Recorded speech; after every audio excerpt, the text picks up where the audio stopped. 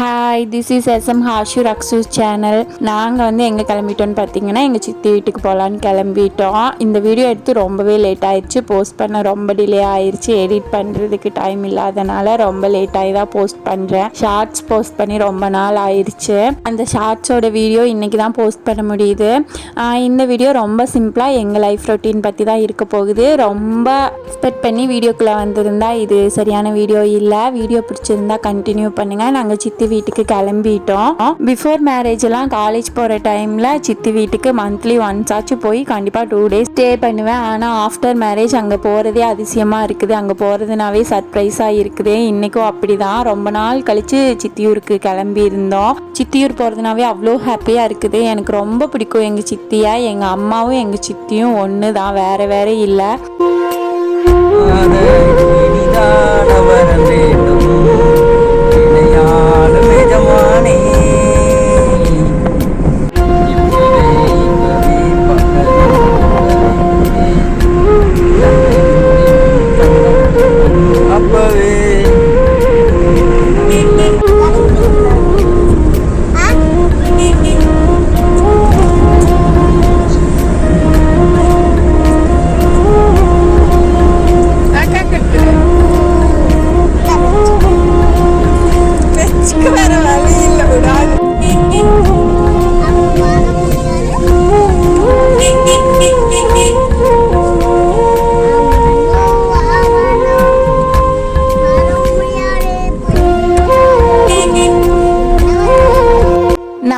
காரில் போகும்போது எங்கள் ட்ராவல் இப்படி தான் இருக்கும். பெருசாக மேக்ஸிமம் சாங்கெல்லாம் போடவே மாட்டோம். யாராச்சும் கூட போகும்போது பேசாமல் போகணும் அப்படிங்கிற டைமில் மட்டும்தான் சாங் போடுவோம். இல்லைனா இப்படி தான் ஜாலியாக பேசிட்டு ஜாலியாக பாட்டு பாடிட்டு ஜாலியாக இருக்கும். அந்த ட்ராவலிங் டைமே தெரியாது, அவ்வளோ ஜாலியாக இருக்கும். மேக்ஸிமம் எங்களோட ட்ராவலிங் டைம் இப்படி தான் இருக்கும். எங்கள் ஃபேமிலி மட்டும் போனால் இப்படி தான் ஜாலியாக டைம் பாஸ் பண்ணிட்டு போவோம். ஒன்றா ஏதாச்சும் ரொம்ப பேசிட்டு டிஸ்கஸ் பண்ணிட்டு போவோம். இல்லைனா ஏதாச்சும் ஒரு ஆர்கியூமெண்ட் போயிட்டுருக்கோம். எங்கள் டைமை வேஸ்ட் பண்ணவே மாட்டோம். எங்களுக்கு கிடைக்கிறதே கொஞ்சம் டைம் தான் கூடி இருக்கிறதுக்கு. இல்லைனா அவர் வேலைக்கு போயிட்டாருன்னா ரொம்ப நேரம் நாங்கள் அவங்கள விட்டுட்டு பிரிஞ்சு தான் இருப்போம். அதனால எங்களுக்கு கிடைக்கிற ஒரு செகண்டையும் கண்டிப்பாக வேஸ்ட் பண்ணவே மாட்டோம். ஒவ்வொரு செகண்டையும் ஜாலியாக யூஸ் பண்ணிப்போம். சித்தியூருக்கு போகிற வழியிலேயே சித்தி வீட்டுக்கு தேவையான ஸ்நாக்ஸு ஸ்வீட்டு எல்லாமே வாங்கிட்டு போகலான்னு சொல்லிட்டு ஒரு கடையில் நிறுத்தி வாங்கிட்டு போனோம். அந்த கடையில் நாங்கள் ரெகுலராக எப்பவுமே எங்கள் வீட்டுக்கு தேவையானாலும் சரி, எங்காச்சும் ரிலேட்டிவ் வீட்டுக்கு போகிறதுனாலும் அந்த கடையில் மட்டும்தான் வாங்குவோம். அங்கே சூப்பராக இருக்கும் எல்லா ஸ்வீட்டு காரம் எல்லாமே. முன்னாடியே பிளான் பண்ணிட்டோம்னா ஃபஸ்ட்டே அங்கேருந்து வாங்கிட்டு வந்து வச்சுப்போம். திடீர்னு பிளானிங் ஆகியிருந்தால் போகிற வழியில் இருக்கிற கடையில் தான் வாங்கிட்டு போவோம். பட் மேக்ஸிமம் அந்த கடையிலேயே தான் வாங்குவோம். உண்மையாகவே அவ்வளோ டேஸ்ட்டாக இருக்கும் எல்லாமே வாங்கிட்டு கிளம்பியாச்சு. ரக்ஷு குட்டி என்ன பண்ணுறாங்கன்னு பாருங்களேன். அந்த டேஷ்போர்டை க்ளோஸ் பண்ணுவோன்னா அவன் நீக்கி விடுறா. அதுக்குள்ளே இருக்கிற புக்ஸ் எல்லாமே வெளியே எடுத்து போடுறதுக்கே ட்ரை பண்ணா. க்ளோஸ் பண்ண நீக்க அப்படியோ ஒரு வழியாக சித்தி வீடு வந்துருச்சு. அதுக்குள்ளே இந்த வாழுத்தனம் மட்டும் இல்லை, போகிற வழியில் கார்லையாக இருந்தாலும் சரி பைக்லையாக இருந்தாலும் சரி ஏதோ ஒரு நிறையா வாழுத்தனம் பண்ணிகிட்டே தான் இருப்பா. ஹாஷுவாக இருந்தால் அமைதியாக உட்காந்துருப்பா குட்டியாக இருக்கும்போதே. ஆனால் ரக்ஷுவை கூட்டிகிட்டு போகிறதுக்குள்ளே ரொம்ப சேஃப்டியாக பார்த்து கூட்டிகிட்டு போகணும். ஏதோ ஒரு வால் பண்ணிகிட்டே தான் இருப்பா.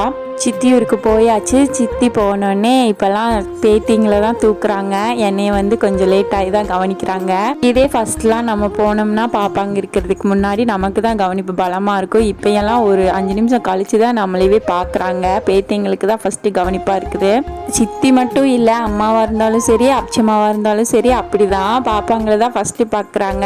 நம்மளுமே குழந்தைங்கள பார்த்தா அப்படி தான் இருந்தாலும் லைட்டாக ஜலஸாக இருக்கு. ஃபஸ்ட்டு நம்மளை மட்டுமே பார்த்தவங்க இப்போ அவங்கள மட்டுமே பார்க்குறாங்களே அப்படின்னு சொல்லிட்டு போன உடனே சித்தி வந்து பாப்பாவை வச்சுட்டு இருந்தாங்க. சரி நம்மளே ஜூஸ் ஓப்பன் பண்ணி ஊற்றி கொடுக்கலான்னு சொல்லிட்டு நாங்களே வாங்கிட்டு போயிருந்த ஜூஸை ஓப்பன் பண்ணி ஊற்றி கொடுத்துட்டேன். டீ அப்புறமா போட்டுக்கலாம் சித்தி அப்படின்னு சொல்லிட்டு.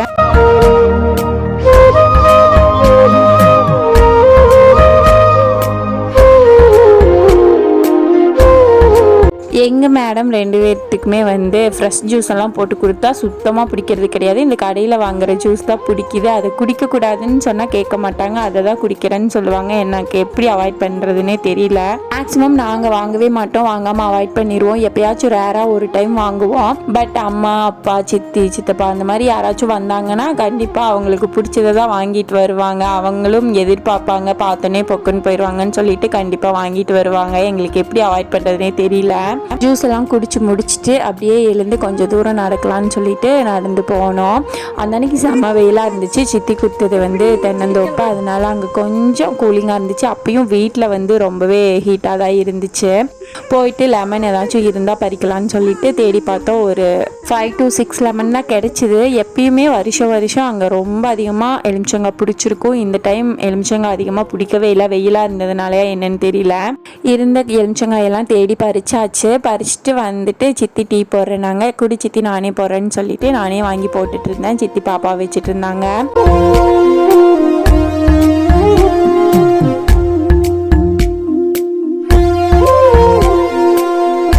என்னென்னா அந்த அன்னைக்கு வந்து பாப்பா தம்பி மட்டும் இல்லை, அவங்க காலேஜ் போயிட்டாங்க. அவங்க இருந்திருந்தால் இன்னுமே ஜாலியாக இருந்திருக்கும். அவங்க மட்டும் ரொம்பவே மிஸ்ஸிங். பாப்பா இருந்திருந்தானா எங்கள் பாப்பா அவங்க கூட ஜாலியாக விளையாடிட்டு இருந்திருப்பா. என்னை விட ஆஷுக்குட்டி தான் வந்து அவங்க சித்தி ரொம்பவே மிஸ் பண்ணியிருப்பா. அவங்க 2 பேர்த்துக்குள்ளே செம்ம பாண்டிங் இருக்குது. அவங்க இல்லாதது அவளுக்கு ரொம்பவே மிஸ்ஸிங். சித்தி எங்கம்மானே கேட்டுட்டு இருந்தா.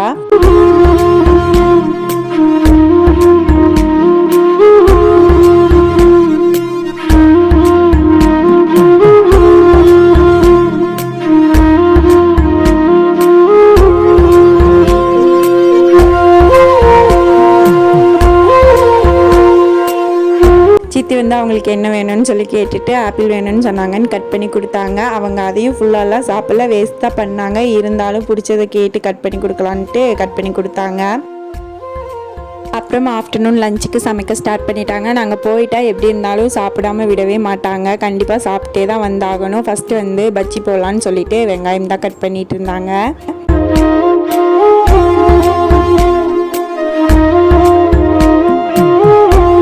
ரக்ஷு குட்டி வந்து உள்ளேயும் வெளியேயும் ஜாலியாக தவழ்ந்து விளையாடிட்டு இருந்தா. வெளியில் போனால் உள்ளே வந்தால் அப்படியே ஜாலியாக உள்ளேயும் வெளியும் சுற்றிக்கிட்டே இருந்தா.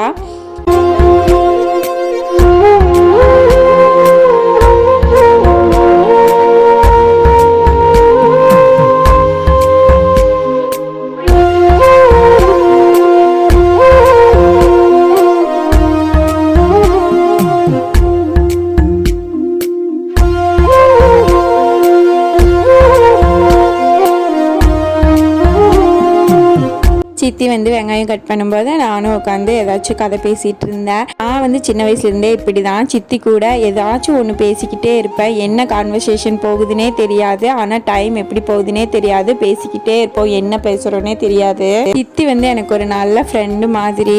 எங்கள் அச்சம்மா கூடயும் அப்படி தான் பேசுவேன், எங்கள் அம்மா கூடயும் அப்படி தான் பேசுவேன், எங்கள் சித்தி கூடயும் அப்படி தான் பேசுவேன். எனக்கு 3 பேருமே ஒன்று தான், வேறு வேறையெல்லாம் இல்லை.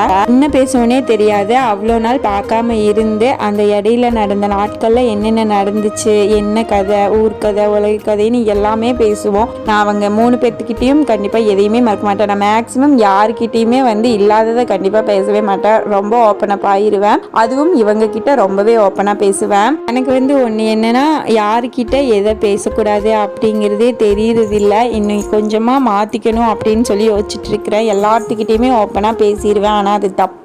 நம்ம கூட பேசுகிற பழகிற எல்லாருமே வந்து நல்லவங்க, நம்மளை பிடிச்சவங்க அப்படின்னு சொல்லி நினைக்கிறது ரொம்ப ரொம்ப முட்டாள்தனம். எல்லாருமே வந்து உள்ள ஒரு முகம் வெளியே ஒரு முகமாக தான் இருக்கிறாங்க.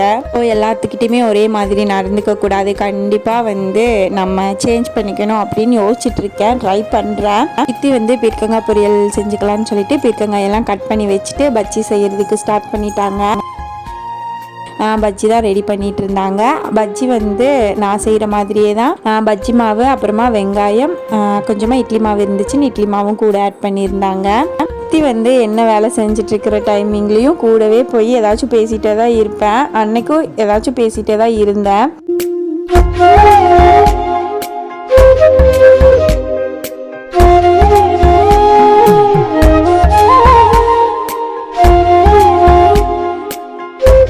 சுட சுட பஜ்ஜி போட்டு எல்லாருமே சாப்பிட்டாச்சு. சூப்பராக பஜ்ஜி உண்மையாகவே சூப்பராக இருந்துச்சு. எனக்கு இட்லி மாவு போட்டு செய்கிற பஜ்ஜி உண்மையாகவே ரொம்ப பிடிக்காது. ஒரு மாதிரி யூனிக் டேஸ்ட்டாக இருக்கும்.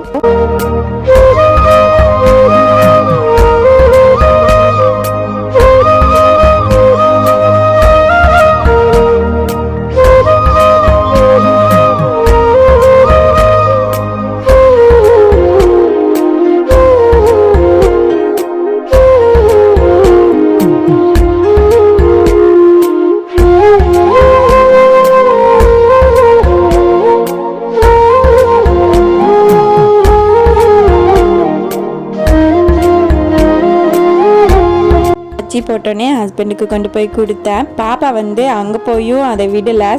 சம்பா விளையாடலான்னு எங்கள் வீட்டில் இருக்கும்போதே டார்ச்சர் பண்ணுவான். அங்கே போயும் டார்ச்சர் பண்ணி அவங்க அப்பா கூட எப்படியோ விளையாடிட்டு இருந்தா. புளியமுத்தே இல்லாமல் எப்படா சம்பா விளையாடுறாங்கன்னு சொல்லி பார்த்தா டைல்ஸ்களை எடுத்து 4 பீஸாக கட் பண்ணி அதை புளியமுத்தா யூஸ் பண்ணிட்டு இருக்கிறாங்க. என்ன ஒரு மூளை! நானே ஒரு நிமிஷம் ஸ்டன் ஆயிட்டேன். இப்படியெல்லாம் உங்க மைண்டு வேலை செய்தாடா அப்படின்னு சொல்லிட்டு.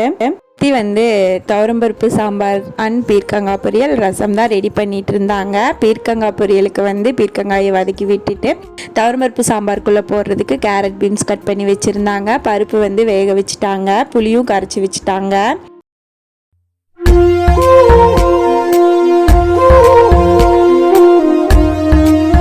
தேங்காய் துருவலும் ரெடி பண்ணி வச்சுட்டு அதுக்குள்ளே பருப்பு வந்து விசில் இறங்கிருச்சு. தக்காளியும் உள்ளே போட்டு வேக வச்சுருந்தாங்க. தக்காளி எடுத்துட்டு பருப்பு தண்ணியும் கூட வடித்து வச்சுட்டாங்க. பீர்க்கங்காய் வெந்ததுக்கப்புறமா தேங்காய் துருவலை ஆட் பண்ணி பீர்க்கங்காயை வறுத்து வச்சுட்டாங்க. அப்புறமா துவரம்பருப்பு சாம்பார் தாளிக்கிறதுக்கு வந்து ஆயில் விட்டு கடுகு போட்டுட்டு வெங்காயம் கருவேப்பிலை போட்டுட்டு தக்காளி ஆட் பண்ணி பூண்டு கொஞ்சமாக போட்டுட்டு நல்லா வதங்கினதுக்கப்புறமா காய் ஆட் பண்ணிவிட்டு வேக வச்சிருக்கிற பருப்பையும் ஆட் பண்ணி மிளகாய்த்தூள் மஞ்சத்தூள் ஆட் பண்ணிட்டு நல்லா கொதிக்க விட்டு காய் வெந்ததுக்கப்புறமா இறக்குனோம்னா துவரம்பருப்பு சாம்பார் ரெடி. சேம் ப்ராசஸ் தான் நானும் ஃபாலோ பண்ணுவேன், அம்மாவும் ஃபாலோ பண்ணுவாங்க. வந்து என்ன பண்ணிட்டு இருந்தேன்னா ரசத்துக்கு வந்து இடிச்சிட்டு இருந்தேன். என்னால் முடிஞ்ச சின்ன ஹெல்ப் சித்திக்கு பண்ணிட்டு இருந்தேன். பாப்பா வந்து ஏன் அந்த ஷர்ட் போட்டிருக்கானா அவளால் வந்து ஹீட்டே தாங்க முடியல, அதனால மாமா ட்ரெஸ் எடுத்து போட்டிருந்தா. நான் என்ன பண்ணிட்டு இருக்கேன்னு பார்த்தீங்கன்னா சித்திக்கு வந்து நான் வைக்கிற ரசம் ரொம்ப பிடிக்கும்னு சொல்லி அடிக்கடி சொல்லுவாங்க. அங்கே போனேன்னா மேக்ஸிமம் நான் தான் ரசம் வச்சிருப்பேன். அந்த அன்னைக்கும் நான் தான் ரசம் வச்சேன். ரசம் என்னன்னு தெரியல, அவங்களுக்கு வந்து நான் வைக்கிற ரசம் பிடிக்குமா, ஆனால் எனக்கு வந்து வேற யாராச்சும் ரசம் வச்சு கொடுத்தா சமைச்சு கொடுத்தா தான் ரொம்பவே பிடிக்கும். ஆனால் ரசம் டேஸ்ட்டாக இருக்குன்னு சொல்லுவாங்க, அடிக்கடி சொல்லியிருக்கிறாங்க. ஆஃப்டர்நூன் லஞ்சுக்கு என்ன மெனுன்னு பார்த்தீங்கன்னா சாதம், அப்புறமா ரசம், துவரம்பருப்பு சாம்பார், பீர்க்கங்காய் பொரியல், அப்புறமா கர்டு, அப்புறம் அப்பளமும் பொரிச்சு கொடுத்தாங்க. ஃபுல் மீல்ஸோட உண்மையாகவே வயிறு வெடிக்கிற அளவுக்கு சாப்பிட்டாச்சு, மூக்கு பிடிக்கிற அளவுக்கு சாப்பிட்டாச்சு. உண்மையாக அம்மா கையால் சித்தி கையால் அப்சிம்மா கையால் சாப்பிட்டா எனக்கு உண்மையாக அவ்வளோ திருப்தியாக இருக்கும். எனக்கு வந்து எங்கே போய் சாப்பிட்டாலும் அவ்வளோ வயிறு நிறையா சாப்பிடுவேனா அப்படிங்கிறது தெரியாது. ஆனால் வந்து அவங்க வீட்டில் போய் சாப்பிடும்போது உண்மையாக மனசு திருப்தியாக வயிறு நிறையா கூச்சம் இல்லாமல் கேட்டு சாப்பிடுவேன். எனக்கு வந்து சின்ன வயசுலேருந்தே சித்தி வீட்டுக்கு போனால் கர்டோட சாப்பிட்றதுக்கு ரொம்பவே பிடிக்கும். சித்தி வந்து லெமன் ஊறுகாய் போட்டு வச்சிருப்பாங்க. எலுமிச்சங்காய் ஊறுகாய் வித் தயிர் சாதத்தோட அல்டிமேட்டான காம்பினேஷன், அவ்வளோ சூப்பராக இருக்கும். எனக்கு உண்மையாகவே ரொம்ப பிடிக்கும். இப்பயுமே எச்சி ஊறுது. என்னோட ஃபர்ஸ்ட் பிரெக்னன்சி டைம்லலாம் எனக்கு எதுவுமே சாப்பிட முடியாது, ஓவர் வாமிட்டிங் ஆகிருக்கும். அந்த டைம்லலாம் எனக்கு தயிர் சாதமும் எலுமிச்சங்காய் ஊறுகாய் தான் சாப்பாடே, வேறு எதையுமே அதிகமாக சாப்பிட மாட்டேன் 5 மந்த் வரைக்கும். அப்படியெல்லாம் சித்தி வந்து எலுமிச்சங்காய் ஊறுகாய் வந்து போட்டு பேக் பண்ணி கொடுத்து விட்டுருவாங்க. அப்போலேருந்தே எனக்கு வந்து ஃபேவரட் ஆயிடுச்சு. எல்லாமே சாப்பிட்டு முடிச்சுட்டு கொஞ்ச நேரம் அவங்க டைம் ஸ்பெண்ட் பண்ணிட்டு அதுக்கப்புறமா வீட்டுக்கு கிளம்பிட்டோம். இது வந்து எங்களை அங்கே இருக்க சொல்லி கம்பல் பண்ணாங்க. பட் நாங்கள் இருக்கல, கிளம்பிட்டோம். இருந்தாலும் லைட்டாக ஒரு ஓரத்தில் ஒரு ஃபீலிங் இருந்துச்சு.